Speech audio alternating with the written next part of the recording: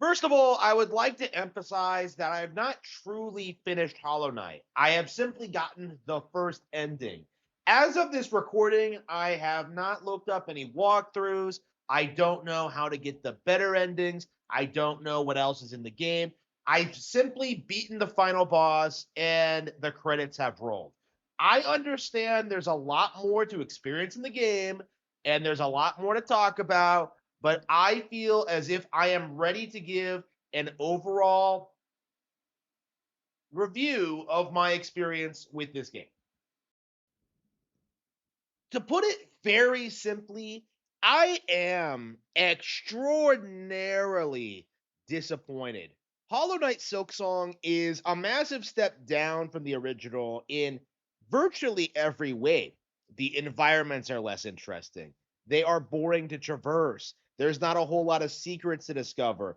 Their enemy design is a massive step down. There is a lack of variety in gameplay mechanics. And the boss designs, the core draw of the game, are massively broken, uninspired, and boring. The gameplay of Silksong essentially amounts to wandering around until you find a boss. There is no There is no creativity. There is no evolution. There is no magical moment where it all comes together. You are essentially walking down linear hallways in these basic areas until you figure out where the boss is and how to proceed to the next area. It is shocking how much of the world design is a step down from Hollow Knight. It is shocking to see this game be a straight up platformer and fail at it. It is shocking to see these bosses and see not only how bad they look and how uninspired the designs are, but to see just how broken they are in really weird ways too. Ways that I think a lot of people aren't really processing because right now the core criticism of this game is that it's very very very hard. And the narrative among fans is that this is because of its tight game design that's filtering normies, but as someone who plays a lot of these games all the time, someone who did almost everything in Hollow Knight, someone who's like extensively played this genre and has a lot of experience with them and is very good at them, I can tell you that Silksong is not difficult in the way that actually encourages high level play. Silksong is broken.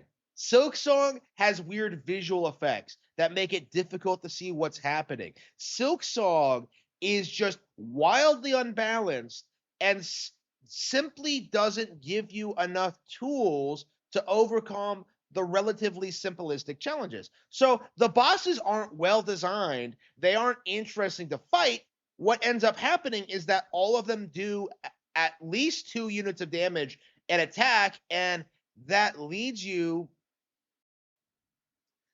into struggling with even the most simplistic of bosses because this is a lot like the original Hollow Knight in that bosses don't have a lot of attacks, they don't have a lot of moves they can use, but because of just the weird things that happen in this game, getting attacked, getting blindsided by random attacks by flunkies and the like, what ends up happening is that you end up dying to something silly over and over and over again. The game isn't really that difficult. It's just kind of broken and just seems poorly constructed and put together. And that feeling persists throughout when it comes to the platforming, when it comes to figuring out where to go next. It all has this really weird, inorganic feeling of just being unbelievably padded. To a certain extent, that was also true of the original Hollow Knight, but in that one, I think the padding really did a lot to give the game a unique vibe, to really make you feel like you were getting invested in the world, the setting, the characters, and what was happening. Like Hollow Knight had all these really interesting quest lines that really culminated in really unique dark ways. There's so much there are so many memorable NPCs and moments in Hollow Knight. Even today, I think back to Mila and the Nail Master and just how those storylines ended. You know, Hornet has in that game has this really fleshed out, interesting backstory and character, even though you very rarely see and interact with her. It is shocking to me playing through all of Silksong, Hornet's game, how she doesn't feel as if she is a truly fleshed out character. I liked Hornet more in Hollow Knight because in Hollow Knight, she came off as this really cool, visually distinct character that stuck out not only from the rest of the cast, but became an indie game icon in her own right. The idea of giving this character her own game seemed like a no brainer, but playing Silksong right off the bat really wildly confuses you because it begins with Hornet being kidnapped and her breaking free, but you would have to believe that Hornet could be kidnapped by these random bugs to begin with. You know, like, am I really supposed to believe that these fodder enemies could have gone out and captured Hornet? You know, a character that was trained, like that was born in Deep Nest and has been fighting the plague like her entire life. Like, am I really supposed to believe that? Am I really supposed to believe that Hornet would ever be kidnapped under any circumstances? It just doesn't sit right with me. And the game doesn't really explain the plot from this point. Like, essentially, what it amounts to is that Hornet, who is not a silent protagonist, like goes around being weirdly nice to people. Like, this is one of the weird off-putting things about it because you never actually see Hornet interacting with other characters in Hollow Knight, and she has a problem with the vessels as a concept. So seeing her interact with like random NPCs is a wildly different like perspective on the character, and she's just kind of a normal person. Like, she just kind of goes around interacting with people and like does things for them. And this should be really interesting. This should be like, you know, giving Hornet the opportunity to be a more fleshed out character and do more things and just kind of demonstrate what makes the character appealing to people and like really expanding, but like it just comes off as a generic female lead. And I think Hornet in Hollow Knight cannot be considered a generic character considering her design and her role in the story and everything she does. Like, Hornet was a really memorable part of that game, and to see her game, her sequel, become so underwhelming, like, oh man, like they want her Silk, like, okay, sure, like, and like, speaking of the Silk, like, it's bizarre to me that you have to unlock the moves that Hornet was using in Hollow Knight. Like, you're really supposed to believe that Hornet just forgot how to use all these moves. And this has to be a sequel, by the way. It's not a prequel because she deliberately does refer to events that happen in Hollow Knight. But like, in spite of all that, like,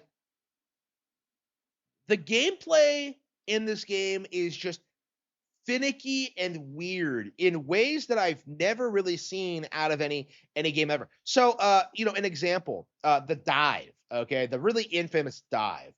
You know, everyone who played this game noticed this almost immediately that Hornet's dive attack, her down attack, was complete garbage and made no sense. So instead of like a solid, reliable downward strike, like Hornet's default dive is like some weird half-assed movement where she kind of like jerks down in a diagonal motion and then bounces off of things.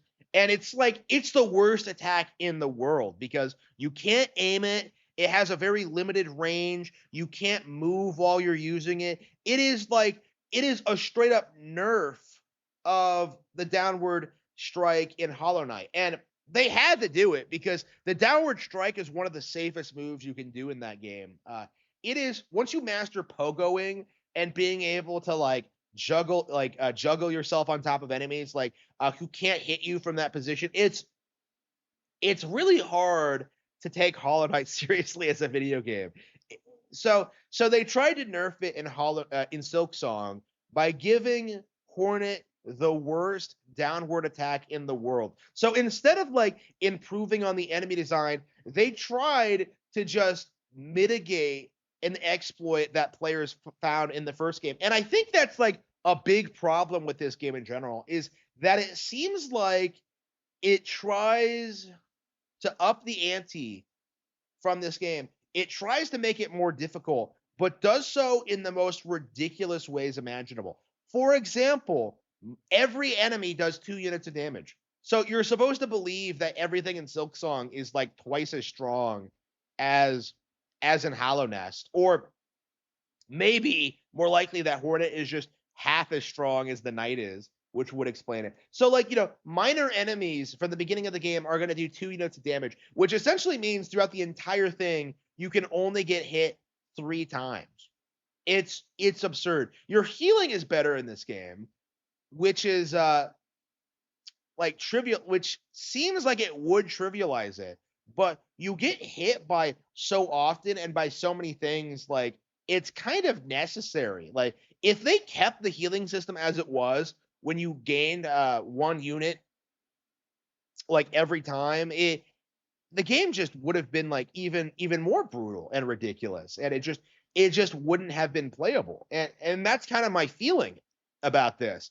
Looking at what Silksong is doing, is that like I feel as if this is unplayable because I don't have fun fighting these bosses and like exploring the area. Like I just find it really tedious and boring and just uninspired. And like the backgrounds are so repetitive and so samey. It was a joke during my playthrough about how like the game seems to have only 2 colors, like gray and red. Like you'll occasionally see some green when you get into some moss covered areas, but in general, what you end up seeing usually is just gray and red. And you don't want to see red because the way the lighting works in this game is that it covers the foreground in shadow.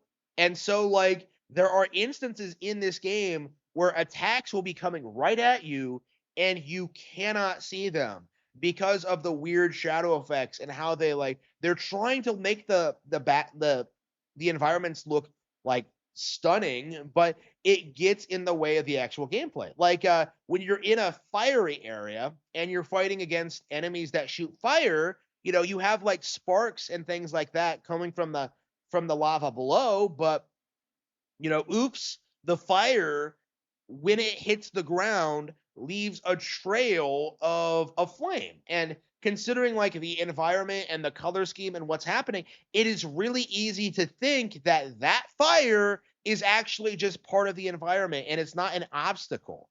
Like the game just doesn't do a good job of presenting itself to the player, because there were so many times in this where I felt like I got hit by something I shouldn't got hit by, or struggled with something I shouldn't have struggled with. Like, there are so many examples of things that have happened in this game that I feel like demonstrate its failure to really evolve the formula. This is, I think, the poster child for how games being harder than their predecessors doesn't automatically make the game better. Because this game is significantly harder than Hollow Knight, but what's the trade-off for it? It is shorter. The bosses are less interesting. The environments aren't as good. Like the general combat isn't as memorable. Like, right? The protagonist isn't as interesting. There aren't as many interesting NPCs. Like everything in this game is a massive step down from Hollow Knight. And yet the narrative right now is that this game is better because it's hard. And that simply is not true. So with all that being said, what do I think of Silksong? This is a game that I was reasonably anticipating. I thought it was going to be very good. I thought this was going to be something that I would really enjoy and spend a lot of time with. And the answer to that question is that I am disappointed. This is one of the weakest games I've played this year. The biggest disappointment from a game that I was looking forward to. Like, I can tell you, Donkey Kong Bonanza was better than this. Mario Kart World was better than this. Like, it's shocking how Silksong pales in comparisons to games like Castlevania Aria of Sorrow and Metroid Fusion, games that are over 20 years old at this point. Like, Silksong really, truly, genuinely failed to evolve the formula in any meaningful way. Every new addition it added just took away from the core experience, and it just failed to engage the player with anything new, fresh, or exciting. Like, it is essentially a rehash of the original. It really does feel more like a DLC featuring Hornet than an actual new installment in the series. Team Cherry dropped the ball here. This is not an evolution of the Hollow Knight formula. This is not some huge game of the year contender. This is not one of the best games ever made. This is just a mediocre DLC from a beloved indie game from 2017. And one of the things that I really, really want to emphasize before I end this video, this took 8 years to make. They spent 8 years producing this. And for some reason, people are celebrating it. Like, oh man, they put so much time and effort into it. There's so much stuff to find, but none of it is good. Like, nothing in this game is as good as Hollow Knight, which came out much quicker and was much more well produced. Like, what did they spend this 8 year period doing to produce something that really should have been a DLC, or is a DLC rather? Like, Nintendo put out The Legend of Zelda Tears of the Kingdom quicker than Team Cherry put this out. And I think that speaks volumes to, like, just how much better Nintendo is as a company than Team Cherry. But the fact of the matter is, Team Cherry had every opportunity to put this out within a reasonable time frame, like 2, 3, 4 years at the most.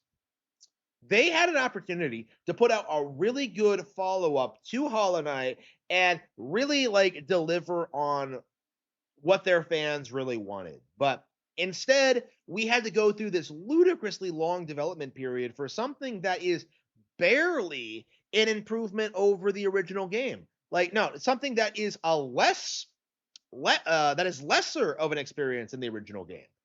I don't understand how this game is as lazy and uninspired as it is. There is very little in this game that I care for. And although I still do need to go back and get the true ending, which I'm sure will happen at some point, I'm sure there's quite a lot more to discover in Farloom, and there's more to experience in Hornet's game. But, like, I don't know how much of it I'll care for. Like, I just don't think the game is ever going to redeem itself in my eyes because of just how tedious and boring this was to play up to this point. But for now, I think I am going to take a step back from Silksong.